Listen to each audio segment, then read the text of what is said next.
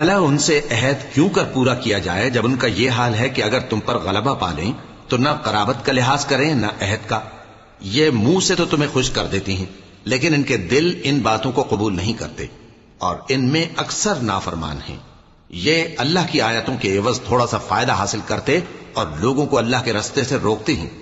کچھ شک نہیں کہ جو کام یہ کرتے ہیں برے ہیں. یہ لوگ کسی مومن کے حق میں نہ تو رشتہ داری کا پاس کرتے ہیں نہ عہد کا، اور یہ حد سے تجاوز کرنے والے ہیں. اب اگر یہ توبہ کر لیں اور نماز پڑھنے اور زکات دینے لگیں تو دین میں تمہارے بھائی ہیں. اور سمجھنے والے لوگوں کے لیے ہم اپنی آیتیں کھول کھول کر بیان کرتے ہیں.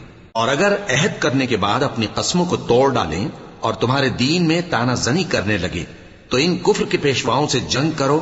ان کی قسموں کا کچھ اعتبار نہیں ہے. عجب نہیں کہ اپنی حرکات سے باز آ جائیں.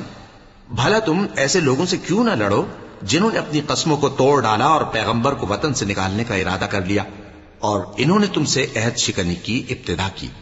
کیا تم ایسے لوگوں سے ڈرتے ہو؟ سو ڈرنے کے لائق تو اللہ ہے اگر تم ایمان والے ہو. ان سے خوب لڑو.